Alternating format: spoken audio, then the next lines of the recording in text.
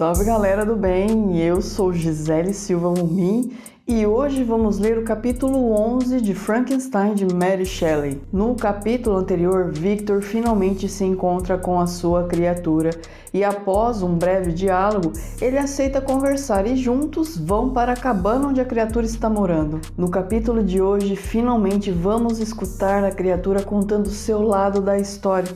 Então, sem mais delongas, vamos a essa leitura. Capítulo 11. A criatura então prossegue dizendo: somente com muita dificuldade me lembro dos primeiros tempos de minha existência. Todos os acontecimentos daquele período estão encobertos pela névoa do tempo e parecem-me confusos e indistintos. Estranha multiplicidade de sensações apossara-se de mim. Eu via, sentia, percebia odores e ouvia ao mesmo tempo. De fato, passou-se longo intervalo até que eu aprendesse a distinguir e dirigir as diversas funções dos meus sentidos. Recordo-me de que qualquer luz mais forte me perturbava, exercendo um penoso efeito sobre meus nervos e obrigando-me a fechar os olhos. Então a escuridão que me desnorteava. Luz e escuridão eram manifestações sensoriais mal definidas para mim. Antes, corpos negros e opacos me cercavam, impenetráveis tanto à vista quanto ao meu tato, mas não tardei em verificar que uma mudança se processava. Eu já podia locomover-me, vagar livremente, sem obstáculos intransponíveis. Lembro-me de ter tomado o rumo da floresta, perto de Ingolstadt, mas a luz do sol, tanto quanto o calor, me oprimia, e assim busquei refúgio na sombra, deitando-me junto a um regato, exausto da caminhada. A certa altura senti fome e sede. Isso despertou-me do estado de torpor. Comi algumas frutas que descobri dependuradas nas árvores e esparsas pelo chão, e saciei a sede no regato. Então adormeci. Estava escuro quando despertei. Senti frio e a solidão em que me encontrava deixou-me assustado. Já tinha tido a sensação de frio quando ainda estava no apartamento, de modo que antes de deixá-lo, cobri-me com algumas roupas, mas não eram suficientes para resguardar-me do orvalho da noite. Então comecei a ter consciência de que era um pobre ente, desamparado e miserável. Nada sabia, nem sequer distinguia as coisas. No entanto, já conhecia a dor. Seitei-me então e chorei. Breve vi surgir nos céus uma luz suave e furtiva que me deu a sensação de prazer. Ergui-me e contemplei, perplexo, uma forma radiante que parecia emergir dentre as árvores. A luz movia-se lentamente, mas iluminava-me o caminho, o bastante para que eu pudesse sair de novo à cata de frutos. Ainda sentia frio quando, debaixo de umas árvores, encontrei um manto amplo, com que me cobri e sentei-me no chão. Não havia qualquer ideia distinta em minha mente. Era tudo muito confuso. Via a luz, sentia a fome, sede e as trevas. Havia um mundo de sons em meus ouvidos e meu olfato absorvia cheiros em profusão. O único objeto que podia distinguir com nitidez era a lua brilhante, que eu contemplava fascinado. Vários dias e noites se sucederam, as coisas que me cercavam pareciam menos distantes e comecei a diferenciar minhas sensações. Já podia ver nitidamente a límpida torrente que me supria do que beber e as árvores que me davam sombra. Foi um deslumbramento quando descobri que o som agradável, que com frequência me encantava o ouvido, procedia do gorjeio de pequeninos seres que a todo momento cruzavam o espaço e muitas vezes me interceptavam à luz dos olhos. As formas foram se tornando tangíveis e passei a ter noção dos limites do manto de luz que se estendia sobre mim. Por vezes era levado a tentar imitar o cântico das aves, mas não conseguia. Outras vezes tinha o desejo de exprimir minhas sensações à minha própria maneira, mas da minha garganta não saíam mais do que sons roufenhos e desarticulados que me amedrontavam e faziam-me silenciar.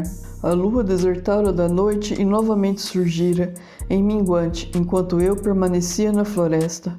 Por esse tempo, eu fazia progressos quanto aos meus sentidos, e minha mente ia acumulando dia a dia conceitos novos. Meus olhos acostumaram-se à luz e à percepção dos objetos em suas formas reais. Eu distinguia entre inseto e erva e, gradualmente, entre as diversas ervas. verifiquei que o pardal apenas emitia notas ásperas, ao passo que o canto do melro e do tordo era suave e mavioso.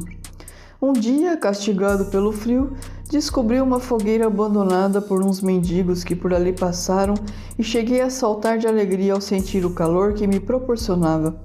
Nessa euforia, meti as mãos nas brasas vivas, mas logo as retirei com um grito de dor. Talvez fosse meu primeiro contato com a dor física, mas foi-me difícil atinar porque uma só causa pudesse produzir efeitos tão diferentes. Examinei a matéria de que se compunha a fogueira e, para minha surpresa e satisfação, vi que era madeira, lenha. Dispus-me a colher alguns galhos, mas estavam úmidos e não ardiam. Isso me entristeceu e sentei-me a observar aquela coisa curiosa que se movia sem interrupção, ora encolhendo-se, ora alongando-se, aquela coisa que expelia luz e calor, que fazia bem e aquecia, mas fazia mal e feria se tocada com as mãos. A lenha úmida que eu colocara perto secou ao calor e logo inflamou-se. Refleti sobre o fato e, tocando os vários galhos, descobri a causa, ocupando-me em colher maior quantidade de lenha para que a pudesse secar, ficando assim com um abundante suprimento para a fogueira. Ao cair da noite, chegando com ela ao sono, tive medo de que o fogo se extinguisse. Cobri-o cautelosamente de lenha seca e folhas, colocando-lhe por cima alguns galhos úmidos. Estendi o manto no solo, deitei-me sobre ele e adormeci. Era dia claro quando acordei e meu primeiro cuidado foi ver a fogueira. Remexia com um graveto. Tinha-me valido a primeira lição e uma brisa suave soprou despertando a chama. Assimilei que também o vento tinha função e improvisei um abano de ramos que avivou as brasas enquanto estavam a ponto de extinguir-se. Ao cair novamente a noite, verifiquei que o fogo também poderia ter utilidade para minha alimentação. De fato, notei que alguns restos de comida que os vagabundos haviam deixado tinham sido assados e eram melhores do que as frutas que eu catava nas árvores. Experimentei, portanto, preparar meu alimento da mesma forma, colocando-o sobre as brasas vivas. Nova descoberta: com essa operação, as frutas frescas se estragavam, mas as nozes e as raízes melhoravam. A comida, porém, escasseava e por vezes eu passava o dia inteiro procurando bolotas para aplacar minha fome. Constatando isso, resolvi abandonar o local onde até então habitara, a fim de encontrar outro onde minhas necessidades pudessem ser satisfeitas mais facilmente. Ao partir, doía-me perder o fogo que eu obtivera por acaso e não sabia como reproduzir. Por várias horas concentrei-me nessa dificuldade, mas fui obrigado a desistir de todas as tentativas de resolvê-la e, envolvendo-me em meu manto, rompi caminho através do bosque, na direção do poente. Passei 3 dias nessas andanças até que descobri campo aberto. Uma grande nevasca ocorrera na noite anterior e os campos estavam cobertos de uma brancura uniforme. Seu aspecto era desanimador e eu sentia os pés enregelados por aquela substância fria e pegajosa que juncava o solo. A manhã estaria em meio e eu ansiava por comida e agasalho. De repente, percebi uma choupana numa elevação de terreno e que, sem dúvidas, fora construída para abrigo de algum pastor. A visão era novidade para mim e examinei a estrutura com grande curiosidade. Encontrando aberta a porta, entrei.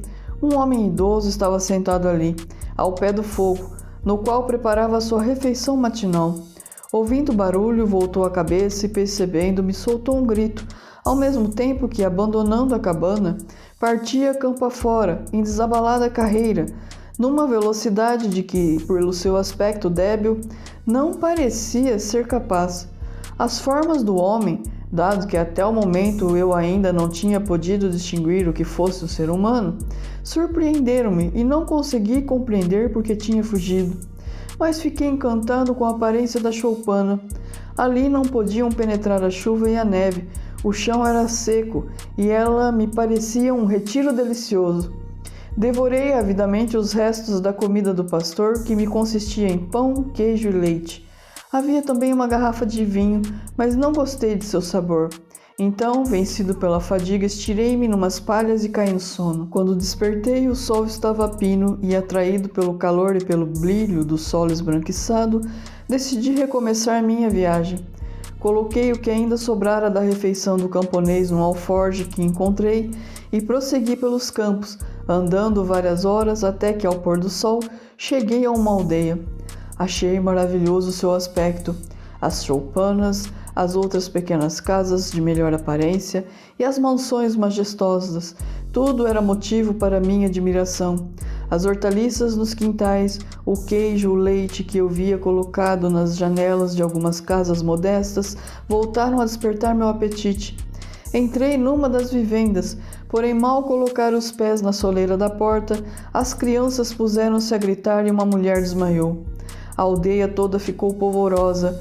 Muitas pessoas fugiram, outras investiram contra mim, até que, ferido pelas pedras e toda sorte de objetos que me arremessavam, fugi para o campo aberto e, cheio de medo, busquei refúgio numa cabana acachapada, totalmente desgarnecida e de aspecto que me pareceu miserável em comparação às residências que vira na aldeia. O tugúrio era contínuo a uma casa de aparência agradável, limpa, se bem que, depois da minha recente experiência, ganha a tão duras penas, não me atrevesse a entrar nela.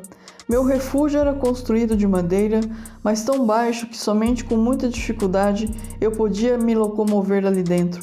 O chão era de terra batida, mas seco, e embora o vento penetrasse por inúmeras frestas, constituiu para mim um ótimo abrigo contra a chuva e a neve.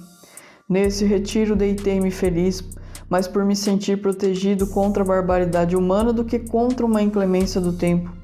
Logo que raiou a manhã, esgueirei-me da cabana para ver a casa campestre anexa e descobrir se me seria possível permanecer no abrigo que encontrara. Ele confinava com os fundos da casa e era ladeado por uma pocilga e um tanque de água clara. Havia somente uma abertura, a portinhola por onde eu entrara, mas logo tapei todas as frestas com pedras e pedaços de madeira para que não fosse descoberto, mas de modo que não me dificultasse a saída. A pouca luz do ambiente me bastava. Forrei o chão com palhas frescas e, tendo assim disposto minha morada, saí furtivamente, pois vira à distância a figura de um homem e ainda me lembrava do tratamento que recebera na noite anterior. Antes tivera o cuidado de prover meu sustento para o dia, que consistia de um pão comum que furtara e uma xícara, com a qual podia beber, melhor do que com a palma da mão, a água límpida que corria perto do meu retiro. O chão era um pouco elevado, de modo que ficava sempre seco, e a proximidade da chaminé da casa mantinha o ambiente aquecido. Estava decidido a morar nesse casebre enquanto me fosse possível. Comparado à floresta sombria, com a galharia a gotejar e a terra empapada, que antes era minha residência, aquilo era para mim um paraíso. Comia minha refeição matinal e preparava-me para sair em busca de um pouco de água, quando ouvi passos e, olhando por uma fresta, vi passar uma criatura jovem com um balde à cabeça. Era uma moça de aspecto suave, que não tinha a aparência rude das criadas das granjas que eu vira na primeira incursão à aldeia. Todavia, vestia-se toscamente, uma saia azul de pano grosseiro e uma blusa de linho eram toda sua roupa. Seus cabelos louros eram trançados, sem qualquer adorno. Tinha um ar paciente, parecendo um pouco triste. Ela afastou-se e, algum tempo depois, regressou com um balde cheio de leite. Ia andando um pouco vergado pela carga, quando um rapaz, que tinha uma expressão de desânimo mais acentuada que a dela, encontrou-a e, após murmurar algumas palavras, tomou-lhe o balde e levou-o para casa. Ela acompanhou-o e desapareceram. Dentro em pouco, o jovem surgiu de novo, com algumas ferramentas na mão, atravessando o campo atrás da casa, enquanto a moça andava também atarefada, às vezes lá dentro, às vezes no pátio. Examinando minha habitação, verifiquei que na parede de tábuas que confinava com a casa havia uma fresta imperceptível, através da qual eu podia observar perfeitamente o interior da morada. Era uma peça caiada e limpa, mas pobre de mobiliário. A um canto, junto a um fogo escasso, estava sentado um velho, com a cabeça apoiada nas mãos, em atitude de desconsolo.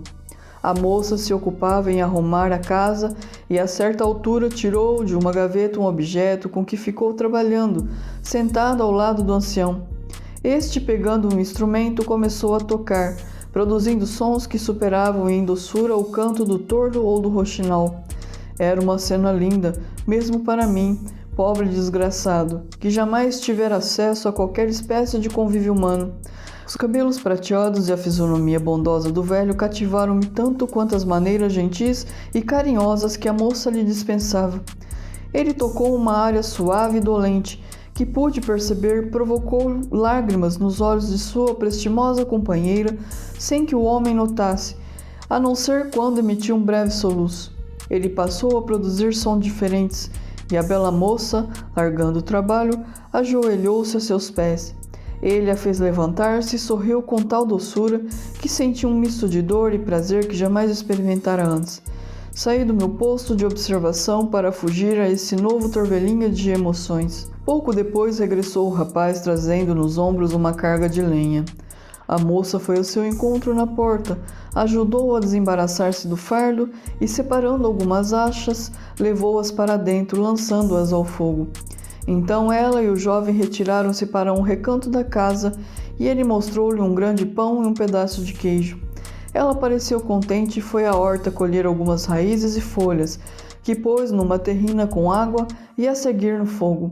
Depois, ela retomou o trabalho interrompido, enquanto o rapaz saía para o quintal, onde ficou ocupado em escavar a terra e colher raízes. Após entregar-se a esse trabalho por cerca de 1 hora, a moça foi fazer-lhe companhia e regressaram juntos para casa. O ancião tinha, entre mentes, ficado pensativo, mas, ao aparecerem seus companheiros, assumiu um aspecto jovial e sentaram-se todos a comer. Não demoraram na refeição. A moça estava de novo ocupada com a arrumação da casa. O velho foi passear fora ao sol apoiado ao braço do jovem. O contraste entre essas duas criaturas era de uma sutileza comovente. Um velho com cabelos prateados e um semblante irradiando benevolência. O jovem, uma figura atraente, de feições bem desenhadas, ostentava, todavia, uma expressão que denotava tristeza e desalento. Voltaram os dois para casa e o moço, apanhando outras ferramentas, saiu campo afora. Quando a noite chegou, foi uma nova surpresa para mim descobrir que os moradores da casa tinham meios de prolongar a luz com o uso de velas e rejubilei-me em verificar que a ausência de luz do sol não me privaria do prazer de continuar observando meus vizinhos humanos. Durante o serão, a jovem e seu companheiro entregaram-se a várias ocupações que eu não compreendia, enquanto o velho voltava a apanhar o instrumento, fazendo-o emitir os sons que tanto me haviam encantado pela manhã. Logo que ele terminou, foi a vez do moço começar a emitir certos sons, monótonos, bem diferentes da harmonia do instrumento do ancião e do cantar dos pássaros, que eu já conhecia. Mais tarde vim a saber que lia em voz alta, mas certa ocasião ainda não tinha adquirido noção do que fossem palavras ou letras. A família, após haver se entretido assim por breve tempo, apagou as luzes e recolheu-se, segundo imaginei, para o repouso. Então é isso, pessoal. Eu agradeço a todos que estão acompanhando essas leituras. Um super beijo e até a próxima!